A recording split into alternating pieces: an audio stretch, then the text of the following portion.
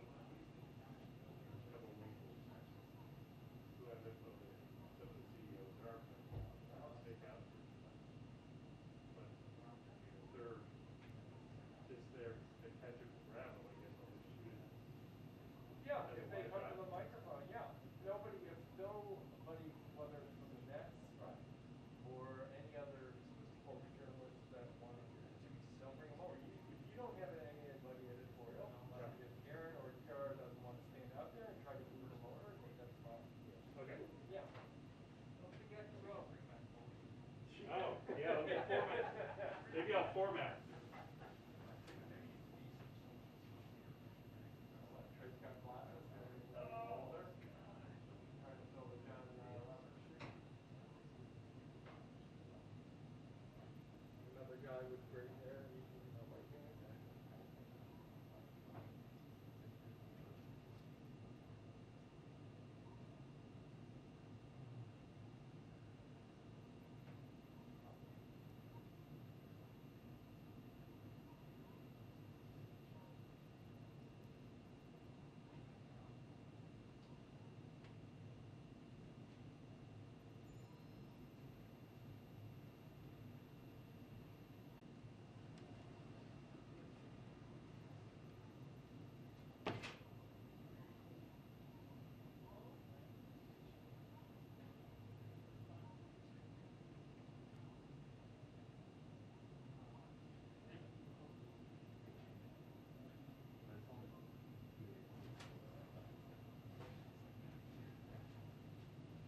Look at that.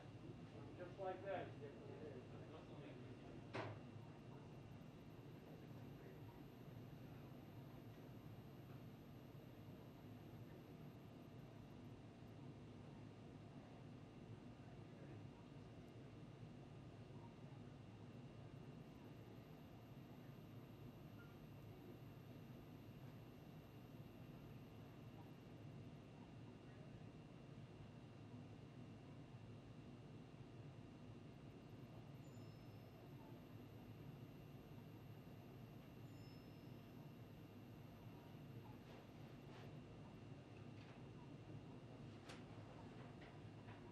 Hello. Hey, how are you? Good. Sorry. Like this, a food I run. said two people with accents. Great press pass. Camera on. Mask on. I was about to call you.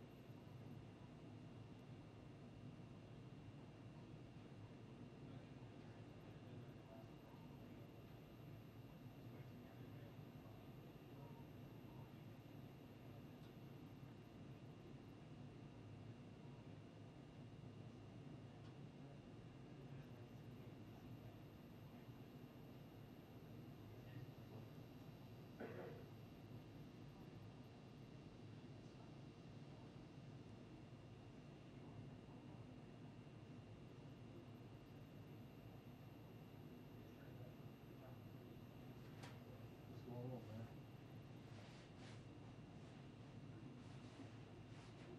Yeah, I do. It's not little, 12 or less tall, man. I got one. Yeah, I got 6 foot and 12 in the garage, man.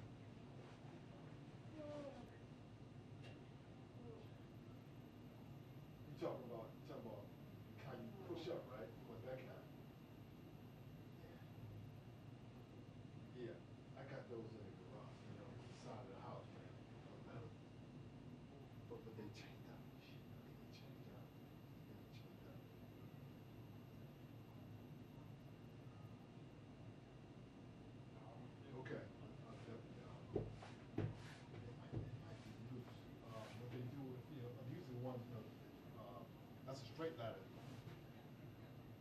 you push up. So, yeah. I think you need that on the steps, right? Oh, God. Wow, wow. But you got the regular, not just spread out, right? You know? Yeah, yeah. Well, I'm glad that you need to push up, kind of push up and lock in. Yeah. I got two of those, man. So I'll hook you tonight, man. Got an air conditioner they put in the house on that street today. Yeah, man. Joe went down. Yeah, it's been down for a while because the electric bill in that house was getting out. That Joe just ran. So this month is 300. So yeah, you guys are working right now. Cool. How's the paint going? Is that going all right?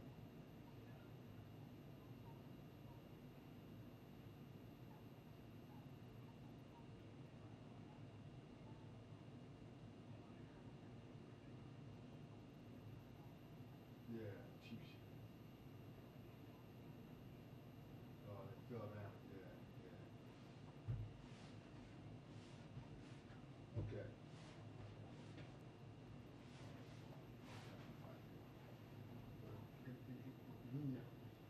You want to get it today? Or?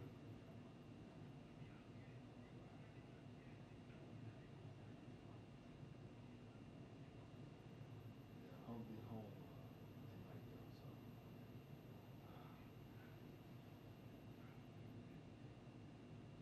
Yeah. I'll leave my hook, man. I'll look for it. Sure. I mean, nobody can come back down here. So, yeah. It's 2 up, so both of them are good. Yeah, yeah. See, boy, told me right in my house. Yeah, I just he has a good point. At some point, the university has to go in that direction. And we're the pinnacle of sports right now.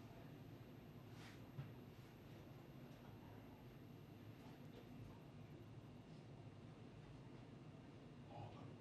Academic parts are built on sports. And that's why John did what he did. You know, tell the president this. I leave it already. Right. Yeah. Wall Street, all that stuff. Wall Street building nice, man.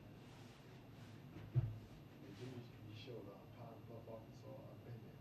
There's nothing in that community down there.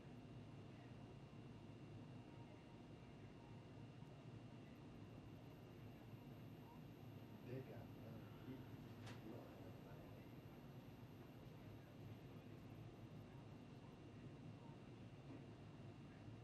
Right. But we're a federal city. We're not government. We can do anything we want to do. Totally different, man. Totally different. We're designed.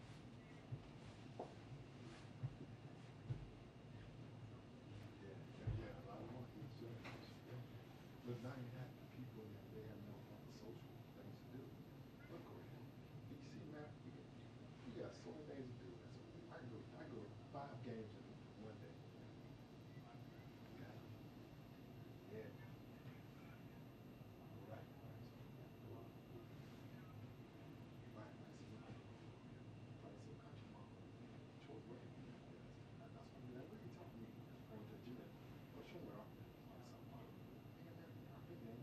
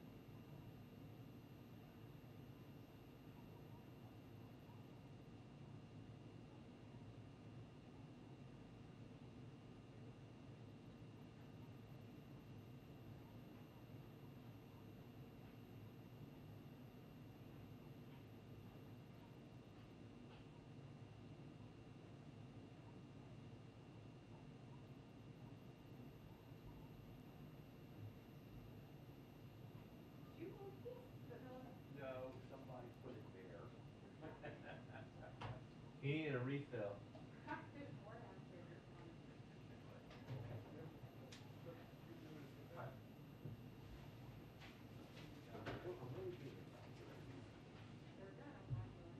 Look, Dan, they're stuck together, that's one cookie.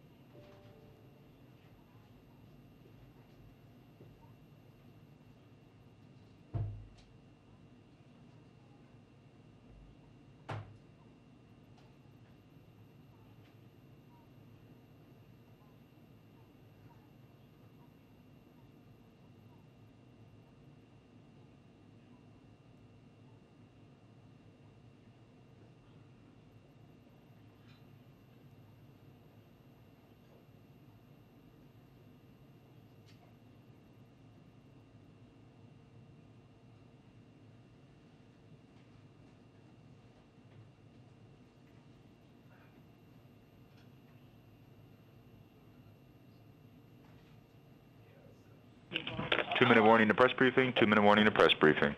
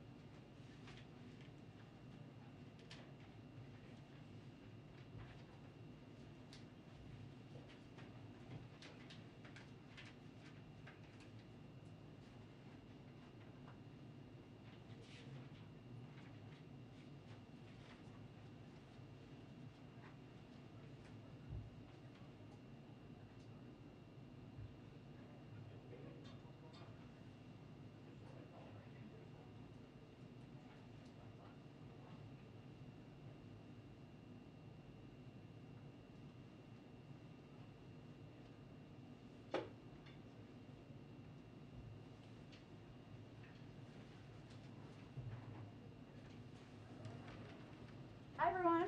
Good afternoon. Okay, I have a couple of items for all of you at the top. As we mentioned later today, in our guidance last night, I should say, later today, the President will sign an executive order to make sexual harassment an offense in the Uniform Code of Military Justice. This historic addition to the UCMJ honors the memory of Army Specialist Vanessa Guillen, whose experience with severe sexual harassment was followed by a brutal murder, catalyzing national attention to the scourge of sexual violence in our military and helping advance bipartisan military justice reform in the 2022 NDAA. This executive order also delivers on a key recommendation from the Independent Review Commission to strengthen the military justice response in prosecuting cases of domestic violence and fully implements changes to the UCMJ to criminalize the wrongful broadcast or distribution of intimate visual images. The Biden-Harris administration thanks Congress for its bipartisan commitment to pass monumental reforms to our military justice system and codify key recommendations from the IRC, the Independent Review Commission. We also look forward to continuing to work with Congress to support the safety and dignity of our service members. Also wanted to note that today we hit a major milestone in our global effort to be the arsenal of vaccines. 400 million doses shipped to 112 countries for free, with no strings attached. To put America's leadership into perspective, we have shipped 4 times more free doses to the world than any other country. And this is on top of our efforts to expand manufacturing at home and abroad, our close partnerships with manufacturers to provide their vaccines to hard-hit areas, and our work to turn vaccines into vaccinations around the globe. Last item for you.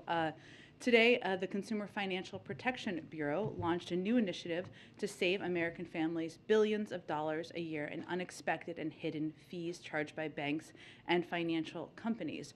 Right now, as I'm sure many of you know, banks and credit card companies lock you in with low rates only to charge you high fees after the fact. If you've ever used a credit card, which I'm sure everybody in this room has, you are familiar with this. You're familiar with all those extra fees, balance transfer fees, late fees, and more.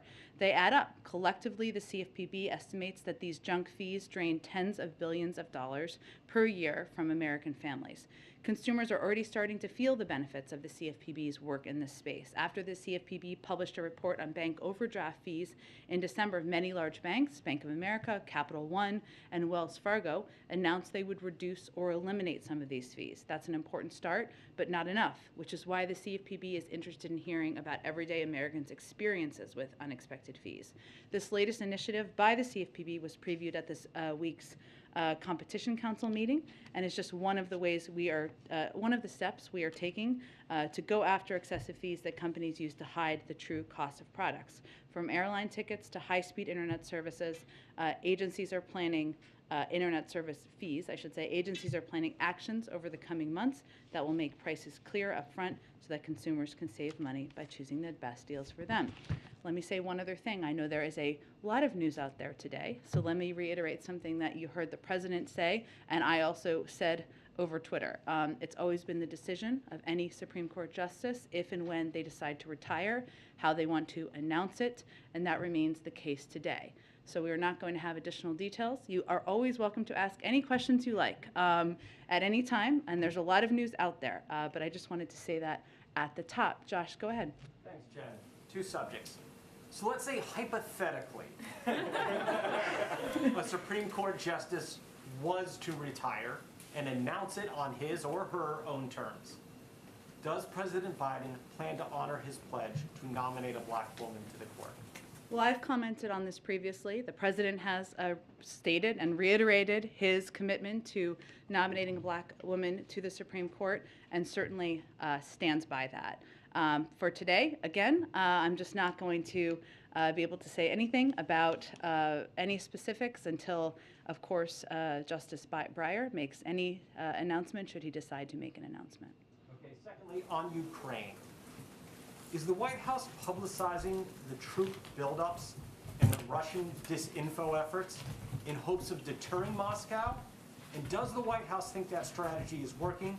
And are you prepared to release more details about what you say Russia's been doing? Yes, on the last one, as we have it, and I think you have all experienced that in here, also at the State Department and Defense Department briefings, and certainly from briefings delivered by national security officials, senior national security officials as well. I will say, Josh, that we are much more cognizant of the Russian disinformation machine than we were in 2014. And many of you covered, of course, the invasion of Ukraine in 2014. And we have made a decision, a strategic decision, to call it disinformation when we see it. And all across the federal government, various agencies are working together to fight disinformation and correct it. In part, we know, that's because we know that Russia's disinformation operation is highly developed. We are wiser. We are wiser. The world is wiser than they were in 2021, and Russia has a boundless capacity to misrepresent truth and what it's doing. And some of that tactic from their end is intended to set the predicate for them invading. And we need to be very clear with the global community and the U.S. public what they're trying to do and why. So there's a lot of efforts underway to do exactly that. In terms of whether it will have a deterrent effect, I think our biggest effort on that, in that regard, is laying out the clear potential consequences. But it is also important, and we think strategically important, to be very clear that what they're trying to convey publicly out there, a lot of that is misinformation, and people need to understand and digest that. Go ahead. Jen, what preparations is the White House engaged in broadly in the case of a Supreme Court vacancy?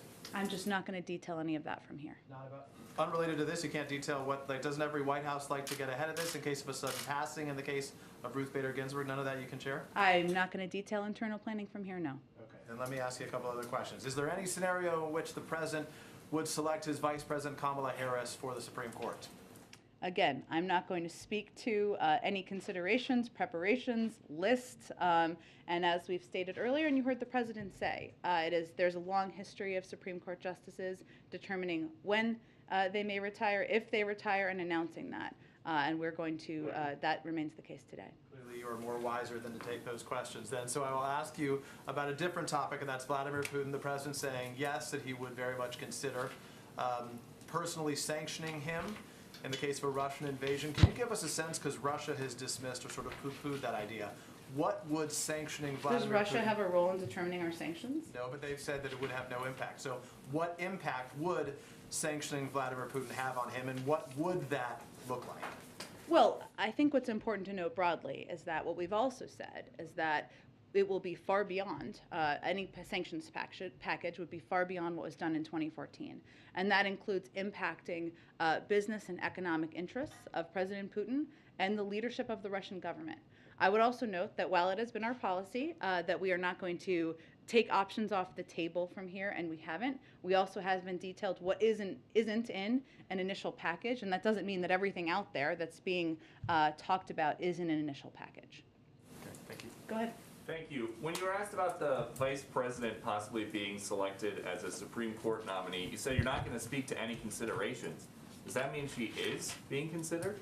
Again, Peter, I'm not going to speak to the reports of a Supreme Court justice retirement that hasn't been announced. So theoretically, would someone who's Theoretically, I do like that you preface it. I appreciate that. Just wondering, hypothetically, theoretically, would someone who was an attorney general of a large state and who served with many key Senate votes be an attractive candidate to the president for an open Supreme Court seat? I see what you did there, Peter. But the president has every intention, as he said before, of running for re-election, and for running for re-election with Vice President Harris on the ticket as his partner. But again, I will just reiterate that I have nothing more to offer in terms of specifics or information on the reports this morning. Not enough. Would you have another question for yes. me? Go ahead. I know there's other things on your mind, on your Yes. list over there. Now that you guys have submitted the written responses to Russia's demands, they are saying, if we do not receive a constructive answer from the West on our security demands, Moscow will take appropriate measures. Is that a threat? Appropriate measures? Well, let me first say that the aggressor here, as maybe you're echoing in some ways or raising, is Russia. Russia has tens of thousands of troops at the border. They have the ability also to make the decision to de-escalate, to bring troops back from the border, to participate in good faith in a diplomatic conversation, and that would certainly be our preference. So them making threats, I think Secretary Blinken had a very good quote, or it made me laugh, that he gave a couple of days ago where he said it was like the fox threatening to attack the hens in the hen house because they were feeling threatened by the hens. But our objective is to give them paths and to take part in a diplomatic conversation in good faith. And as the Russians talk about appropriate measures, if one of those winds up being a Russian cyber attack, like DHS is warning about, would you guys consider that an act of war? Well, Peter, we have talked many times before. First of all, there's no information we have at this point about any imminent threat against the U.S. homeland. We are always prepared for cyber threats from a range of sources, and we have a range of tools at our disposal to use in reaction, and the president reserves the right to do that, but I'm not going to get into a hypothetical. And then on COVID origins, you guys are talking a lot about sanctions for Russia if they dare to invade Ukraine. What about sanctions for China, global pandemic? We have used sanctions as a tool as it relates to our concerns about the behavior of a range of countries, including officials in China, but I have nothing to preview for you at this point. Is it possible down the line, though, that sanctions would be considered some other form of punishment for their actions in the earliest days of the pandemic? Well, you know we strongly believe, and the president has been clear and directly clear about the importance of them being transparent and providing data and information related to the origins of the pandemic, but I don't have anything to predict for you in terms of additional actions. So then my last one would be, the president said for months that he had not spoken directly to Xi about the COVID origins investigation. Now he says that he did talk to Xi about it, but nobody else was there. If the president had that conversation, Did it work? And is she now playing ball? What are you getting at there? Are you suggesting the president wasn't being honest about his own conversation with Xi? No, but the story did change. For months, he was asked about it, and he said that he had not directly asked him about the COVID origins We investigation. don't share every detail of every diplomatic conversation. You know that. The president answered a direct question just a week ago, or I think it was a week ago, yes, and provided that information. Okay. Go ahead. Thank you. When was the last time the president talked to Justice Breyer? Have they had any communication today? I don't have any more details of their communications.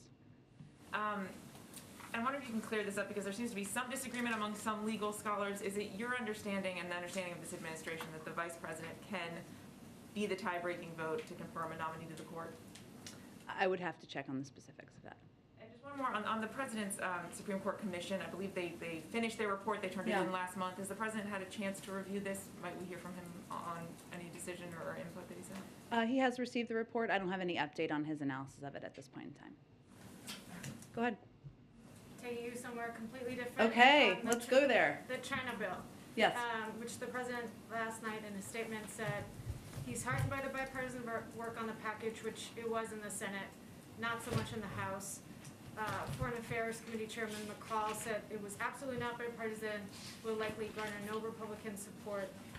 Are you guys involved in, and if so, in getting this to a bipartisan package eventually? And what are your priorities in that 3,000-page bill, since it is pretty long? And is your timeline the State of the Union? What are you looking at here? Well, I would say first that it did receive extensive bipartisan support in the Senate vote, right, in the Senate version. That our objective is, certainly remains, ensuring that this passes as soon as possible, and the president can sign it as soon as possible. I don't have a new deadline or timeline for you. We believe that bipartisan competitiveness legislation will help us tackle supply chain issues and inflation head on, and will make investments in American manufacturing and our economic strength so we can outcompete China. And we're certainly advocating that and have been advocating that and deeply involved in conversations with the House and Senate. And our objective is certainly that to have legislation passed that can take a range of steps, strengthening R&D, boosting manufacturing with important and imperative funding for chips, manufacturing chips, so we can make sure we bring down the cost of cars, as we know, which is leading to 1/3 of the inflationary pressure out there in the country. We want this legislation to help businesses and communities in every corner of the country outcompete their global competitors. In terms of specifics, as you noted, it's quite a long bill. We're certainly involved and engaged in it with officials from throughout the administration, but I'm not going to detail specifics of what we're for and against in it either. Is there any possibility that, should this play out, you know, sort of similar to the infrastructure bill, take a long time, House Republicans will not get on board, that you, given the pressure of the chips shortage on inflation, that you just take out the strip out the chips portion, pass that individually, and then negotiate on the rest? Do you see that? I'm not going to make a prediction of that at this point. I mean, as I understand it, the status of the legislative process is that both the House and the Senate have indicated that it will go to conference and they'll work out disagreements that they have over components of the legislation. Also, the Senate version had 68 votes, and certainly we believe that increasing and improving America's competitiveness and investing in R&D, research and development, and making sure we're more competitive in communities across the country is not a partisan idea. So we are hopeful about that process moving forward quickly, and the president would certainly like to sign it as soon as possible. And then one more on this bill too, that is a difference between the House and the Senate version. The House version published last night had this outbound investment screening mechanism that wasn't part of the Senate bill. It would potentially block investments in countries like China. Does the White House support this provision, and will you fight that that's going to make it in the final package that's reaching the president's desk? I'm not going to get into specifics of the bill. I would tell you that we are in daily contact from the White House with House and Senate leadership and committees, and we're discussing the path forward, but we're not going to negotiate the pieces from here. Is there anything you can tell us on the work the executive branch is doing on exactly that same thing? Because Jake Sullivan has been talking about a potential mechanism like this being interesting to you guys and potentially working on this, but we haven't heard about it in a while. Is that I still- can see if there's any additional update from the national security team, of course, and certainly I know he's talked about that in the past, and it remains a priority. Go ahead. I have to give it a shot myself as well. Go ahead. In this hypothetical alternative reality where a vacancy were to open up, could you say who within the White House would be sort of leading the charge on the selection vetting process? As the president said, I'm sure that if and when there is an announcement by Justice Breyer, there will be more to be said. And we'll have more conversation in here. I'm sure he'll have more to say, but I'm not going to have anything more for you at this point. Just switching gears on the energy front, the administration said on Tuesday it's in talks with major energy producing countries and companies around the world over a potential diversion of supplies to Europe if Russia invades Ukraine. Have any of the energy companies or countries contacted by the administration told you that they do indeed have an ability to divert extra supplies to Europe? Well, that's been part of the conversation, but I don't have any announcements to make on their behalf. But certainly, that's been our objective, is to ensure that we are prepared for the possibility of the supply, the natural gas supply, which, as you know, is very much a regional issue, and there would be a big regional impact, less so here in the United States, as well as the global oil supply and ensuring there is enough supply on the market. What do you see is the risk of the contingency planning failing to secure Europe's energy supply, since our reporting suggests so far that the industry has little or no capacity to do this? There are no question there are logistical challenges of especially moving natural gas. We know that. That's part of our discussion with a lot of these companies and countries. But again, these conversations are ongoing and we don't intend to fail on them. Thank you. Go ahead. A number of lawmakers sent a letter to the White House today, including Chuck Schumer and Elizabeth Warren, asking the White House to release the memo that the Education Department put together looking at the president's legal authority to cancel student loan debt. I wonder, do you have a response to that, and why hasn't this memo been released? Well, let me first say no one has paid or been required to pay a single dime of federal student loans since the president took office over a year ago. And I'll also add that our country is seeing one of the strongest economic recoveries in history, and the pause announced in December gives some breathing room for several more months to borrowers who are still coping with the pandemic. The Education Department will continue working to ensure a smooth transition to repayment. I would reiterate also that the president supports Congress, members of who sent the letter and others, sending him a bill that would provide $10,000 in debt relief, and he continues to look into what debt relief actions can be taken administratively. I'd also note that in terms of loans that have been forgiven since the president took office, beyond the pause on repayment, a total of $15 billion benefiting more than 675,000 student loan borrowers been part of the forgiveness. Borrower defense to repayment, $1.5 billion. Total and permanent disability repayments, loans forgiveness, I should say, $7.8 billion. ITT tech students, $1.3 billion. And public service loan forgiveness, $5 billion. So we have been doing a broad range of forgiveness and also have had this pause in place, meaning that no one who has student loans has been required to pay since the president took office. But does the White House plan to release the memo? Like, does the White House plan to tell the public whether it thinks it has the authority to cancel $10,000? Well, as I said, again, we're still looking at administrative options, but Congress can also send the president a bill that would provide $10,000 in debt relief, and he'd be happy to sign that bill. On the trip on Friday to Pittsburgh, can you talk a little bit more about why the president is taking this trip? Is this about the president getting out more? I know that he talked about that last week, that he wanted to get out and be face-to-face with people. Is that what this is about? That's part of it. I think if the president could spend every day out on the road, he might do that. There are, of course, a lot of responsibilities as president that don't make that possible. So that is certainly part of that, and I expect you'll see him out on the road more in the coming weeks as well. It's also an opportunity for him to speak about his economic agenda and what steps he's taking to make people's lives better, to lower costs for Americans, to rebuild their communities, to make us more competitive, but certainly to interact with people in communities, those who disagree with him and those who agree with him as well. And just quickly, on the executive order that's being signed later on today, is that order coming out because the NDAA did not do enough to address the issue of sexual harassment? Like, why is this order needed? It was a key recommendation from the Independent Review Commission, so it's delivering on the Independent Review Commission's recommendation, which is something that was supported, these recommendations, and delivering on them by the leadership of the Department of Justice, so it's an effort to implement that. Go ahead. I wanted to start with a question on behalf of a colleague Sure. on the radio network who wants to know if you have any update on the launch of Build Back Better World, which was supposed to, I guess, be implemented earlier this year, and would Dalip Singh's upcoming trip to Africa include scouting projects for Build Back Better World? I'm happy to check with our national security team. We have talked about Build Back Better World and been working a lot behind the scenes on efforts to launch that around the world, and the president has talked about it on virtually all of his foreign trips to date, but I can get more specifics about Dalip's trip. And on the meeting the president had today with the CEOs about Build Back Better is the strategy now with sort of the president talking about breaking it up in chunks potentially, is the plan to bring a new proposal to Democrats in Congress? What does that strategy look like as it relates to kind of the meeting that he had today? Is he trying to get a sense of what the priorities would be from these private sector CEOs?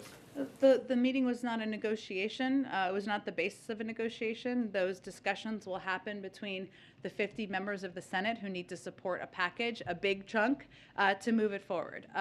This was an opportunity to hear from business leaders, and I think you heard a number of them speak during the open press component of the meeting, and I know a number of them will be doing interviews, maybe with some of you afterwards as well.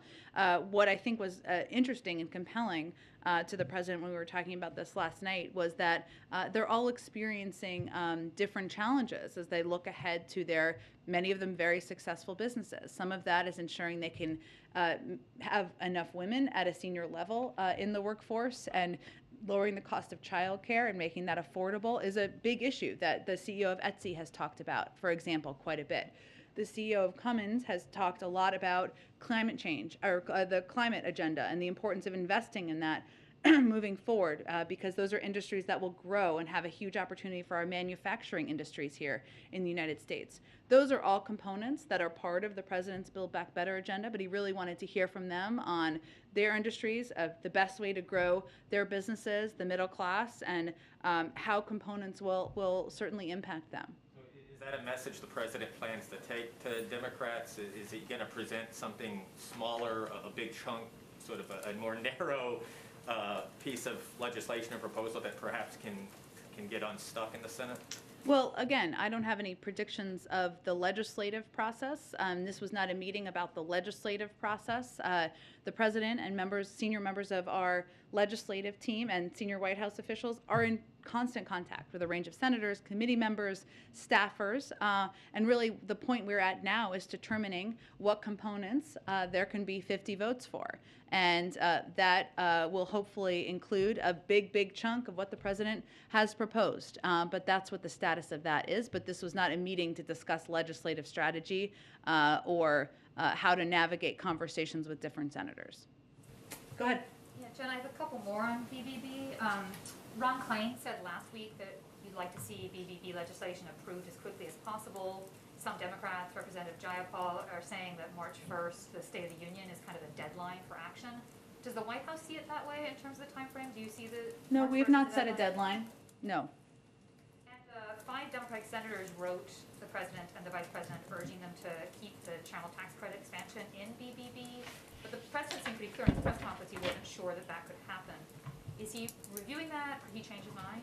Well, the president proposed the child tax credit extension. He very much wants to see the child tax credit extended, and you've all heard him talk about how proud he is of the expanded child tax credit because of the impact it had on cutting childhood poverty by 40%, for giving people some extra breathing room. And there's some recent studies and evidence that the child tax credit helps working families in the developments and opportunities for all children. So he has long been an advocate. Again, this is the legislative process, right? And there needs to be 50 votes. We need every Democrat to support a package moving forward. I don't have anything to preview or predict for you on that front. That is going to be up to them to determine what that looks like. Just one more. Should you have a Supreme Court nomination that has to make its way through the Senate, is there any concern that that could crowd out priorities like Build Back Better and make it that much harder to get something done here? not without getting into any specifics of what may be on the docket, we have to walk and chew gum at the same time here in the White House, and that includes navigating, the buildup of military troops on the border of Ukraine. That includes trying to get an omnibus bill passed and get our competition bill passed. That includes continuing to be the arsenal of vaccines to the world, and we are entirely capable of doing more than one thing at once. Go ahead in the back. Thank you, Jen. I have two questions, two different topics. Okay. First one on Ukraine. Is it about the Supreme Court? No, actually, no. I'm not part of this this bunch. The president earlier this week said he talked to all NATO leaders. Canada has offered a $100 million loan to Ukraine and is considering, could be announced this afternoon, further support assistance. What type of contribution does the president think Canada could make to this crisis? Well, we welcome the support of Canada and any country that is contributing to the needs of Ukraine, that is defending the territorial integrity of Ukraine, and defending what we feel is a fundamental value that we share with Canada and a number of countries around the world, which is the fact that no country should be able to invade and take the territory of another country.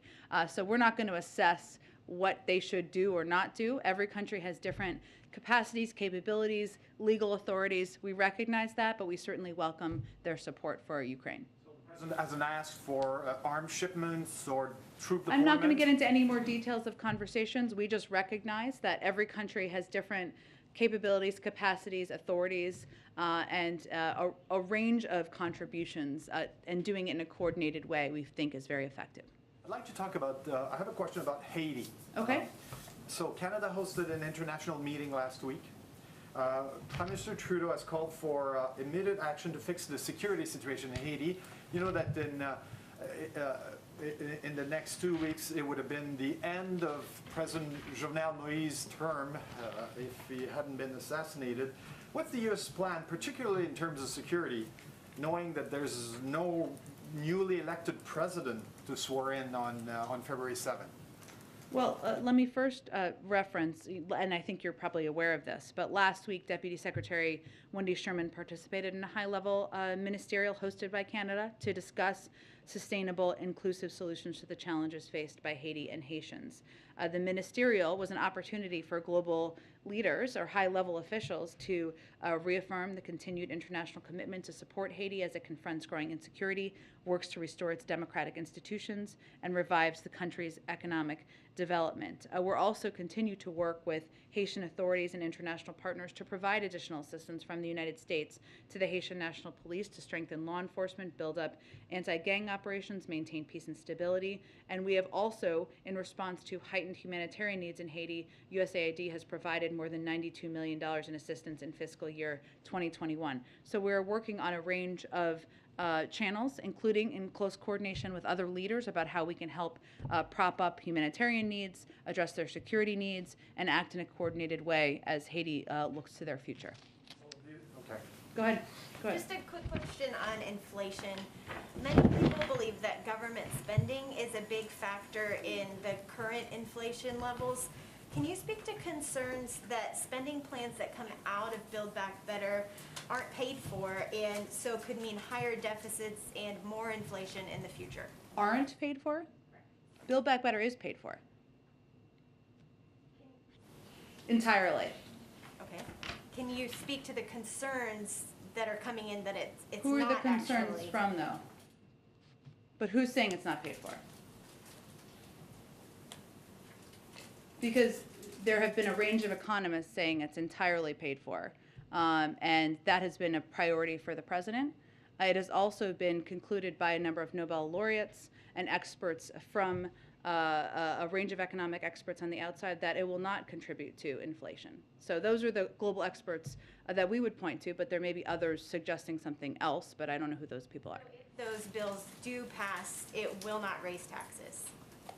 Well, something being entirely paid for means that part of that is the highest income Americans, that companies would be asked to pay a little bit more. That has been part of the proposal and part of reforming the tax system to make it more fair. So there also not expected to contribute to future inflation then? The Build Back Better bill, again, it's fully paid for. We would point to Nobel laureates and a range of global economists who have conveyed that it would not contribute to inflationary pressures. Go ahead.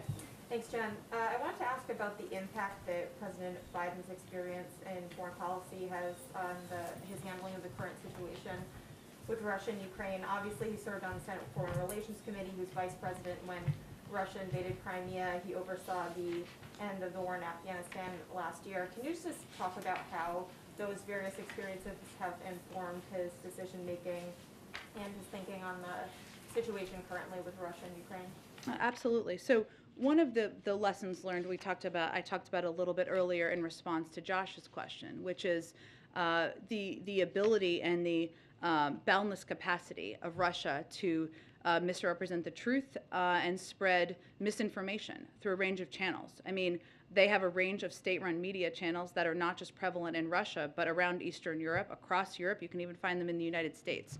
But even beyond that, this is a capacity that we've seen them utilize in 2014 and 2016 and many times in between.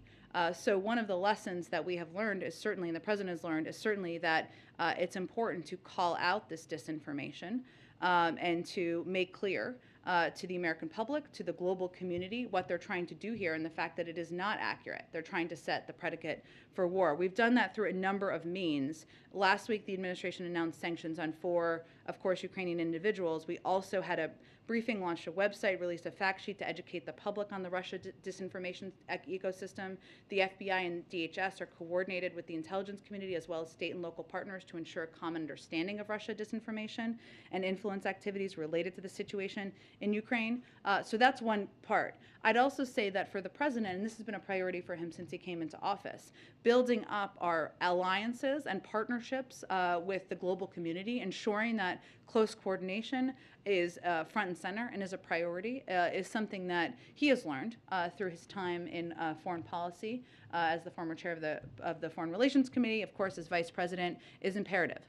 And we believe that's proving to be very effective at this point in time. We've had more than 100, probably way more than that at this point, engagements with NATO partners, allies around the world, and we have a coordinated and strong approach to how we're approaching the buildup of troops on the border of Ukraine. So there are many lessons, but I would say those are 2 of the biggest ones.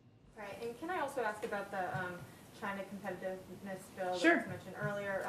Does the White House want to see Congress finish work on that before Build Back Better? Is there like a priority there in terms of getting that done? The president would like to sign it as soon as possible, but beyond that, I'm not going to get into an order of events. Go ahead. Thank you, Jen. I have a few questions. The first on the Supreme Court. Sure. Does the president believe that the current makeup of the court accurately reflects America's demographics? Well, I would say the president, as you know, asked for put together a commission that could review, that is a commission made of Democrats and Republicans of a range of legal views that could take a look at everything from the makeup of the court to how they select cases to the length of service to the size of the court. That's a report, as Mary asked about earlier, that he certainly has. I don't have an update on his review of that at this point in time. I will note, though, for you to go directly to your question, he has nominated a historic number of judges who are people of color, a historic, I don't know if it's a historic number of women, but a majority of the judges he has nominated are women. That speaks to his desire and his interest in having courts around the country that look like America and that represent the experiences of America, including public defenders and others. So that is the evidence of his commitment to that I would point to. Is it the expectation of the president and the White House that whomever he would nominate for any hypothetical vacancy, that would be an appointment that Democrats could unify behind? Well, that's always the hope. If that opportunity presents itself. Go ahead in the back. Thanks, John. The pace of Americans who are getting booster shots has dropped by more than 50% since December, and public health experts are saying that one cause that might be behind that is confusion over the CDC's distinction between being fully vaccinated and being up to date on vaccinations. Folks with whom I've spoken say that initially describing the 2-dose regimen for mRNA vaccines may have been premature. Given what we now know about variants and breakthrough cases, was it a mistake to say that people were fully vaccinated back last year before we knew what the virus is going to do next? Well, it was not a decision made by the White House. It was a decision made by our public health experts at the CDC who make those definitions or determine those definitions. They've also said that the term fully vaccinated refers to your primary series. So that means being up to date on your vaccines, which is true if you have kids. I have kids. Making sure they're up to date. When they go to the doctor, you ask them if they need any shots. That is true of when you need a booster shot. You need it a set number of months, depending on what vaccine you got, past your second dose. That's something we think American people are more than capable of keeping up to date on. It is also true that we think more people need to get boosters, that boosters are very effective in protecting against serious illness, hospitalization, and that is one of the most effective steps that can be taken. 70% of eligible seniors have gotten their boosters, but certainly it needs to be higher in other age groups. I do have one on the news today. I'm sorry, you got to Go. try. Don't need to be sorry. It's okay. You're doing your job. So, if Justice Breyer were to retire, one of the last cases that he'll face as a member of the Supreme Court obviously will be Dobbs versus Jackson, which court watchers are saying is likely to weaken or potentially overturn Roe v. Wade. If his potentially final opinion ends up being a dissent in the Dobbs case, what is the administration's plan to protect abortion access as best it can beyond trying to pass a congressional remedy, which I think, unless you guys have 10 extra senators lying around, might not be able to beat a filibuster? Well, without speaking to the future of the Supreme Court, what I will reiterate is that the president has been advocate for codifying Roe. That's something he certainly thinks and hopes that Congress will act on. We've also taken steps and have announced steps in recent days even for HHS to amp up their support for providers across the country, and that's something we will continue to look for ways to do, but I'm not going to make a prediction of the outcome. Thanks, everyone. German Chancellor timing, do you guys have that? Not yet. Hopefully we'll have it soon. Thank you, Jen. Jen, any response to the Fed signaling it will raise rates in mid-March? I would just say that the president, obviously the Fed is independent, and we stand by that, as does the president, that the Chairman Powell has indicated his plans to recalibrate in the past, and the president spoke last week to his support for that. Thank you, everyone.